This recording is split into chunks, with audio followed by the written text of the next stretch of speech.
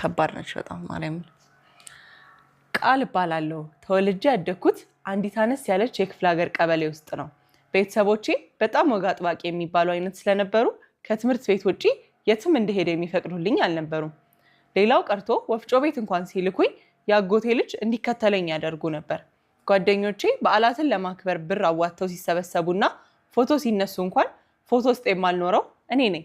ምክንያቱም አባቴ መዝናናት ከፈለግሽ ከወንድሞችና ከአጎትሽ ልጆች ጋር ትወጫለሽ፣ ዘመኑ ከፍቷል የኔ ልጅ፣ የሚታመን ጓደኛም ጠፍቷል፣ ምን ነው እልፍነሽ ራሱ ያበደችው ጓደኛዋ መድኃኒት አጠጣት አይደል እንዴ ይለኛል። ውይ ከሚሰሙት ነው ግን የፈሩላት መሰለኝ። እልፍነሽ ከእኛ ሰፈር የማትጠፋ የአእምሮ ታማሚ ስትሆን በውበትና በትምህርት ውጤቷ የምትቀናባት አንድ ጓደኛዋ መድኃኒት አጠጥታ እንዳሳበደቻት ነው ድሮ ጀምሮ የሚነገረን። ታዲያ እነሱ ይህን ሁሉ የሚያደርጉት ስለሚወዱኝና እኔን ከከፋ ለመጠበቅ እንደሆነ አዘውትረው ቢነግሩኝም እኔ ግን የሚሰማኝ ምንም አይነት እምነት እንደማይጥሉብኝ ነው። ይሄ ነገር የአብዛኛው በተለይ ቲኔጅ ምናምን ሲኮን ማንረዳው ነገር ነው። ግን እናቴ ምን ትላለች? ወልደሽው ወልደን ካላየ ነው የሚገባን አይመስለኝም። ከማንም በላይ የምወዳቸውና በማቀርባቸው ቤተሰቦች ያለመታመኔ ደግሞ በጣም ያናድደኛል። በዚህም የተነሳ ሁልጊዜ አንዴ ከዚህ ቤት ልውጣ እንጂ የከለከሉኝን ሁሉ ነው የምሞክረው እያልኩ እዝት ነበረ። ልጆች ነገሮችን ኤክስፒሪየንስ እንዲያደርጉ መፍቀድ ጥሩ ይመስለኛል፣ ልቅ ባልሆነ መንገድ ማለት ነው። የኢትዮጵያን አስተዳደግ በጣም ቆንጆ ነው እኮ፣ ግን እንቅ ማድረግ እንደዚህ ልጅ በቃ ከወጣው አንዴ አይመልሰኝ ብለው ሁሉንም ነገር መሞከር ይፈልጋሉና ትንሽ ላላ ማድረግ ጥሩ ነው ለኤክስፒሪየንስም። ጊዜው ደርሶ ወደ ዩኒቨርሲቲ ስገባ መቼም ሊቆጣጠሩኝ እንደማይችሉ ገባቸውና አስቀምጠው የምክር ናዳ ያወርዱብኝ ጀመር። እኔ ግን እየመከሩኝ እንኳን የማስበው እየዞርኩኝ ስለማስሳቸው የመዝናኛ ቦታዎች፣ ስለሚኖሩኝ ጓደኞችና ስለምሞክራቸው አዳዲስ ነገሮች ነበር።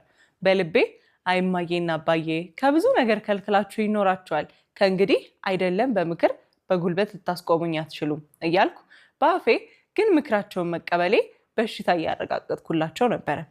እቺ ልጅ ማለት ነው። አሁን ግን ቆይ መጨረሻውን ያሳየነውን አልፈርድም። ቆይ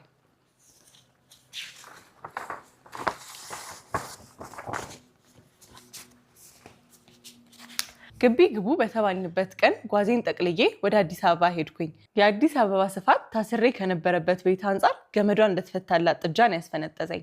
በጣም በአጭር ጊዜ ውስጥ ብዙ ጓደኞችን ማፍራት ቻልኩኝ። ፍላጎታችንም ገጠመ መሰለኝ። ጓደኞቼም እንደኔ አዳዲስ ነገሮችን መሞከርና መዝናናት የሚፈልጉ አይነት ናቸው።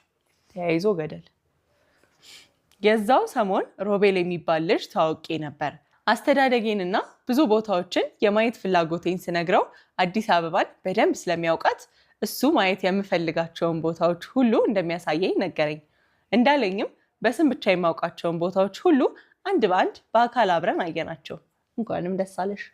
አንድ ቀን ከግቢያችን ብዙም ሳንርቅ ያለ ባር ውስጥ ተቀምጠን እሱ ቢራ ሲጠጣ እኔ ደግሞ ለስላሳ እየጠጣው ነበር። እየሳቀብኝ ሕፃን አይደለሽ ወይ ነፍሰ ጡር አይደለሽ፣ ምንድነው እንደ ሕፃን ለስላሳ የምትጠጪው አለኝ። አልኮል ጠጥቼ እንደማላውቅ ስነግረው ማመን ከበደውና መሞከር አለብሽ፣ በሮቤል ደቤ ሊፈላ ነው፣ መሞከር አለብሽ ሳታበዢ ትንሽ ብቻ አለኝና ቢራ አዘዘልኝ። ሮቤል ይገደል። እንደምንም በትግል አንድ ብርጭቆ ከጨረስኩ በኋላ በቃኝ ስለው እየሳቀብኝ እሺ በቃ ነገ ደግሞ ወይን አስሞክርሻለሁ አለኝ።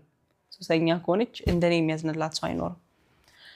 ተስማምተን ወደ ግቢ ከገባን በኋላ ዶርሜ ያለበት ህንፃ ድረስ ሸኝቶኝ አርጎት የማያውቀውን ወገቤን ይዞኝ አንገቴ ስር ሳመኝ። ልጁ ሰላም አይደለም። እሷ ደስ አላት። አሁን ደግሞ ጭራሽ የሚያናድድ ነገር። ደስ ስላለኝ ፈገግ ከማለት የዘለለ ምንም አላልኩም። በቃ አበላሻት ልጅቷን። ምክንያቱም ሮቤል ግቢ ውስጥ በጣም ብዙ ሲኒየር ሴቶች የሚመኙት ወንድ እንደሆነ አውቃለሁኝ። በሱ ጉዳይ ከአንዴም ሁለቴ ለቀቅ አድርጊልን የሚል ማስጠንቀቂያ ተሰጥቶኝ ያውቃል።